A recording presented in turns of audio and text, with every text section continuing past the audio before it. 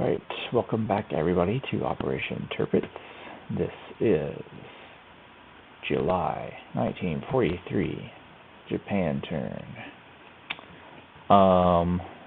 Spitfire's video hasn't processed yet, as the common turn. One thing that I did notice looking at the save file he sent though, he had these 4 submarines in I-7. They started his turn in M9 next to Cyprus. And to get to I-7, they would have to go 1, 2, 3, 4 movement. There's not a sub-pin connected to M9, nor does he control any territories connected to M9 if there were. So those subs can only move 3 movement. What I suspect probably happened is this C-zone border just got missed because it is kind of hard to see. So we're going to put those subs into I-4 for now. Unless he actually wants them somewhere else, based off the fact that they couldn't get to I-7.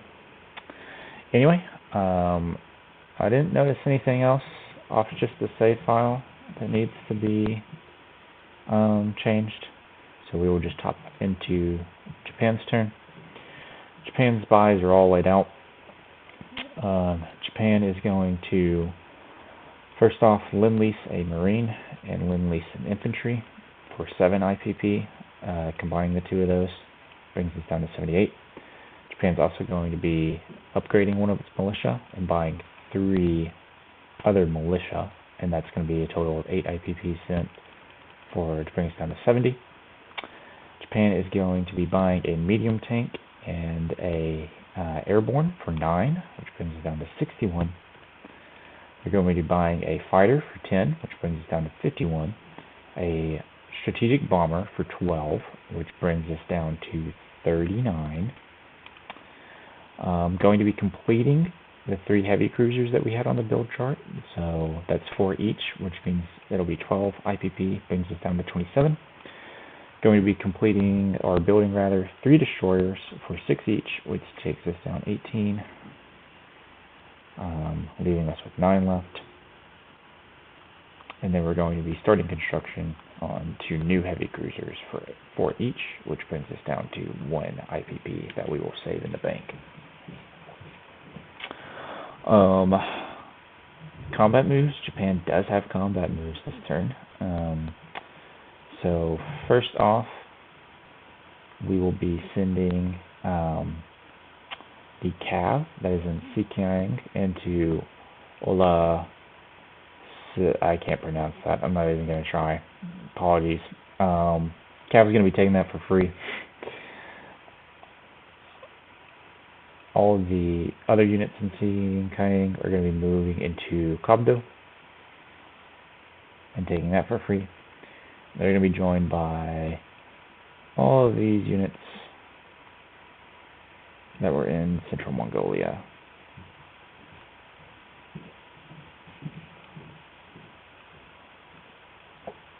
So all of that is in the Kobdo now.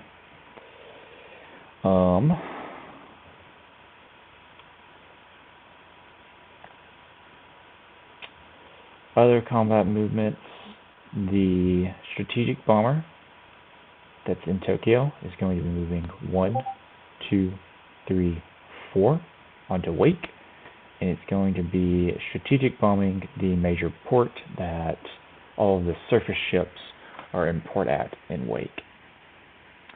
It is also going to be joined by all 5 of the fighters that we have on the home island.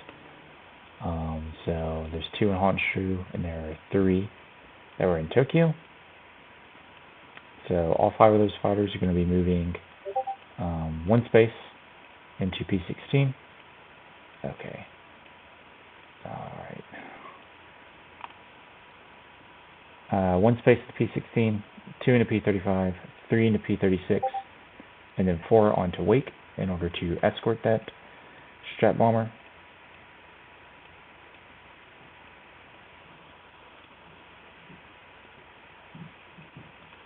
And the 6th Fleet, the majority of the 6th Fleet is also all going to be moving into P36 as well, including this light carrier that was in port in Kyushu. in order to give those fighters a place to land, as well as catch any ships that might try to come out of port into P-36 after we bomb it.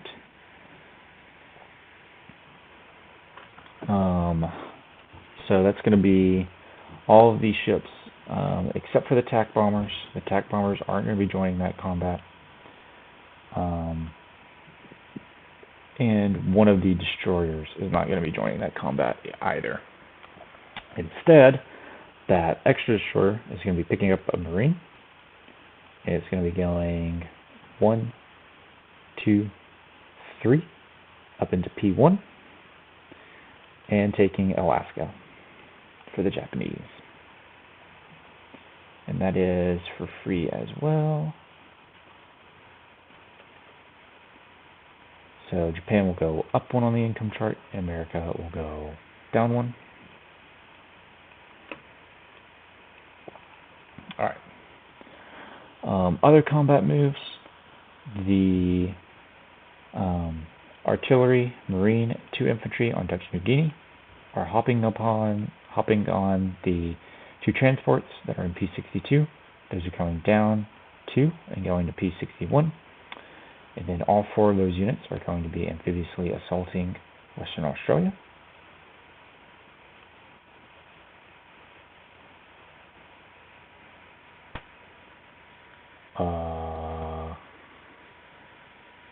I don't know. So recently it was revealed that in order to figure out how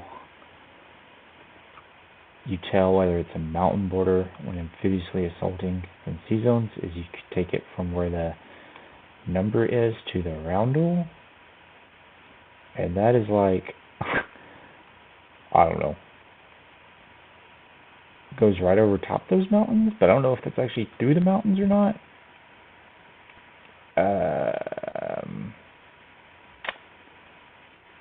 So we'll see how that goes as far as the combat goes.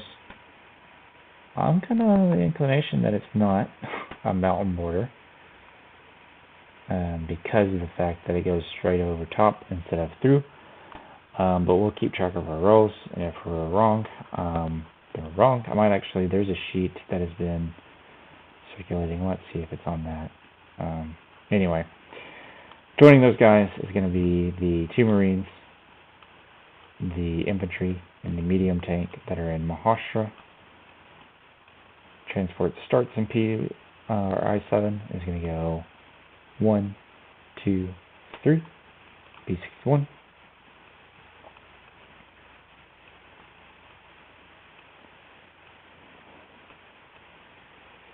And then we're also going to have the Marine and the medium tank that are on British Malaya join that attack as well.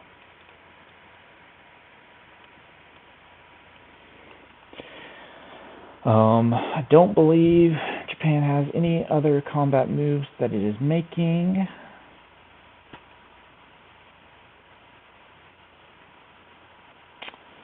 And so we'll just go ahead and get to rolling for all this.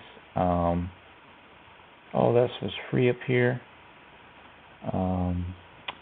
The Wake Island stuff, Deathidus has not gotten back to me about whether or not he would like for his 4th fighters to participate in this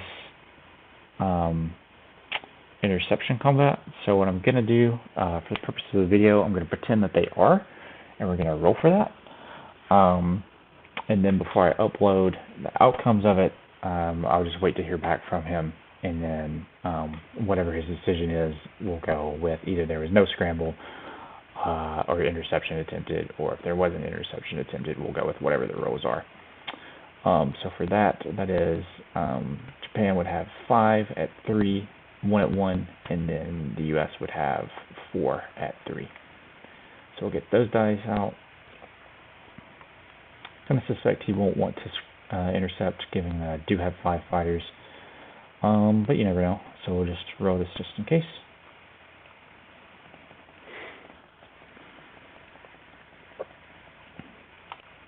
Alright, if there is an interception that occurs, both sides will lose 1 fighter. Now that's rolled, we will roll for the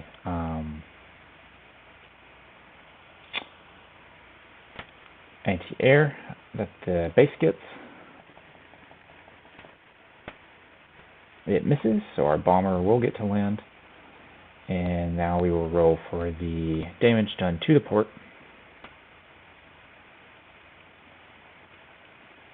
Just 2d6s. That's going to be max damage to it.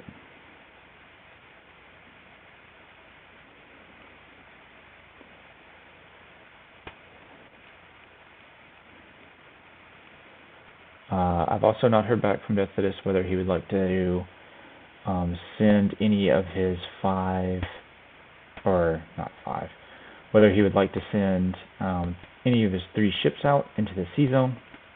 Given the fact that my whole fleet's here, I'm going to imagine that that's going to be a no. But we'll also see. If that does occur, then we can do that as a housekeeping item on one of the other turns. So yeah, that's that taken care of. Next we will do, I think actually the only other combat we have is attacking Western Australia. That wasn't just for free, already decided. So we will take care of that. And so defending Western Australia, we have a militia and an airborne at 2, 3 infantry at 4, and then this transport plane does technically partake in the combat, but it doesn't have a combat value, and it has to be taken as last as a casualty. So it's really only if we happen to completely wipe each other that matters. Anyway, on round 1, we will have 1, 2, 3, 4, 5, 6, 7 attacking infantry. I'm going to roll those at 2. Like I said, I don't think that's a mountain border based off mapping the thing on from the sea zone number to the land zone roundel. But if that is not the case and it is a mountain border, we will check all of these numbers and make sure that if anything needs to be adjusted, we know exactly how to adjust it. So we will roll for round 1. And the defenders get 1 hit. The attackers get 1 hit. That is a 2. So that will come into play if it is a mountain border. So what that will mean is that Japan will lose a Marine for round 1. And we'll say that we'll still roll the Anzac militia, but we'll pretend that it's dead for purposes of the video, and then correct it later if need be. Anyway, for round 2, Japan now gets 2 medium tanks that join in on the fight at 6 each. This roundel is definitively not in mountains, so that mountain penalty potentially only applies to the first combat round, and then we also get an artillery that is going to attack at 3 and upgrades one of our infantry die to 3. So we have 6 surviving infantry. One of those gets upgraded, and we'll bring in our artillery, and we'll bring in our 2 medium tanks. So we're going to say that this die up here represents the militia that I think is dead, but may not actually be. So we'll just keep track of that like that. And so we will roll for round 2.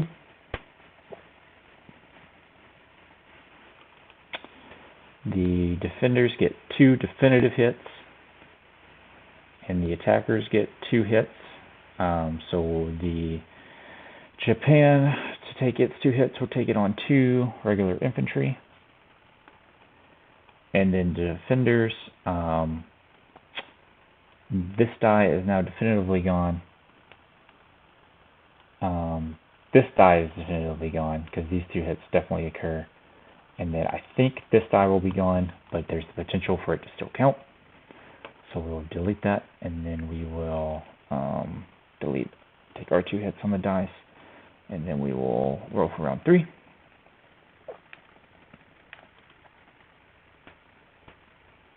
Alright, so Japan gets another 2 hits, and Anzac gets a hit, so we'll take that hit on our last remaining regular infantry. And then these 2 die are definitively dead. I think the combat's over at this point, but just in case that mountain border does not occur in the first zone, we'll go ahead and roll for the next round to see whether or not Japan potentially has to take another hit. And so it misses, Japan hits, so regardless of whether or not that mountain border applies for the first round of combat, the results would be the same, and we take over this territory with 3 surviving Marines, 2 medium tanks, and an artillery. And so we'll move into the non-combat phase, in which the coastal sub in P63 is moving over to P61. The regular sub that is in P72 is moving, it's no longer a raider for one, but it's moving 1, 2, 3 into P61. The sub that is at P73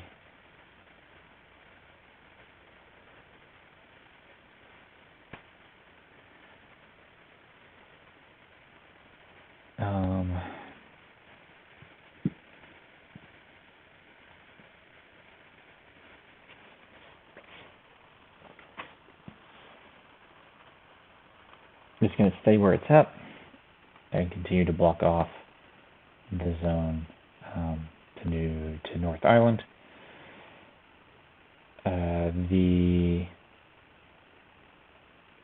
Actually, no, never mind. It is going to move over into P72. Sorry, I keep going back and forth. Sub definitely is staying in P73. Alright, the destroyer that's in the Bay of Bengal is moving down 1, 2, 3 into P61. The destroyer in P50 is moving down 1, 2 into P61. So we have that there. The fighters that all took part in the escorting for the strategic attack on this are all going to fly, or all have to move, only have 1 movement space left, and they will land on the carriers that are all in P636.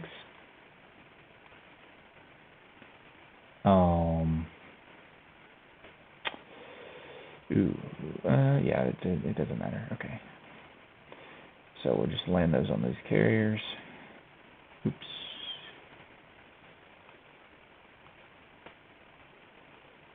Actually, I'm pretty sure the rules are that if for example,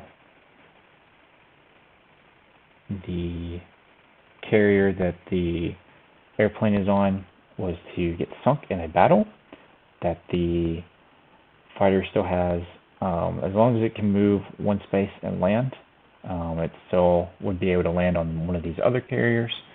So if that's the case, then this is how I want my fighters laid out. 1 on each light carrier, and then 1 left over on the carrier. And if there is an interception that does occur, then the dead fighter will be the one that tried to land on one of the normal carriers. If it's not the case for some reason that, let's say if this carrier was to die, this fighter wouldn't be able to go and land on the carrier, then instead I want all my fighters on the carriers, on the fleet carriers. So anyway, the strategic bomber flew 1, 2, 3, 4. It started as an airplane, so it has 3 more movement, and that's going to be 5, 6, 7, and it's going to land on the Marshall Islands. The 3 attack bombers that started off in P16. One of those is going to move 1, 2, 3, 4 and land in Sion. The other 2 are going to move 1, 2, 3, 4 and land in the Caroline Islands.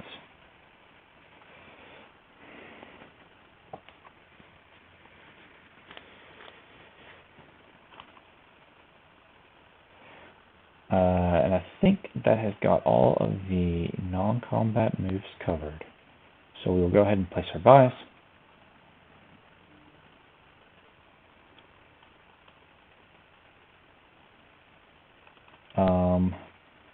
the two Lend-Leases. Italy is getting the Marine. Germany is getting the regular infantry.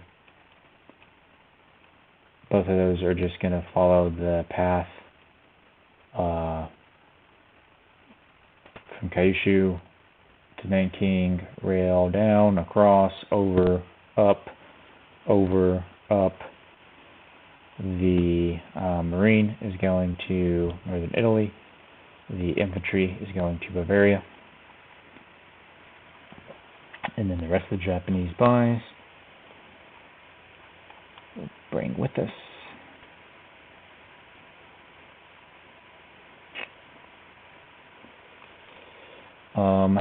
The fighter is being built in Tokyo.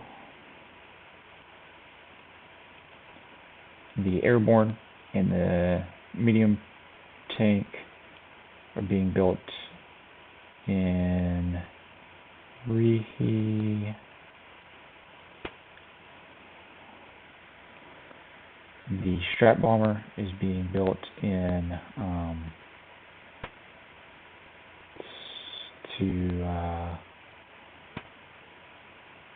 Tonkin.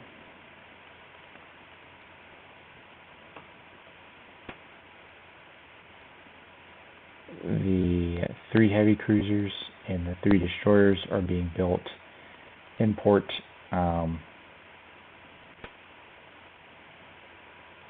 in Tokyo.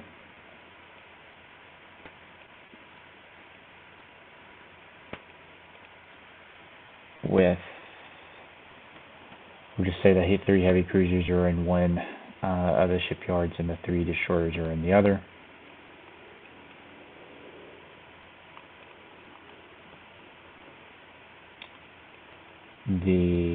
One of the militia and the militia upgrade is going to Hunan. So that just means an infantry gets added. Not Hunan, into Kwangtung. One of the militia goes into Hunan. And then the last militia goes into Dutch New Guinea. Alright, and so that should have everything covered. And we will collect 72 plus 14, $86, brings us to 87 in the bank, and we will pass it along the turn to the Commonwealth and Free France.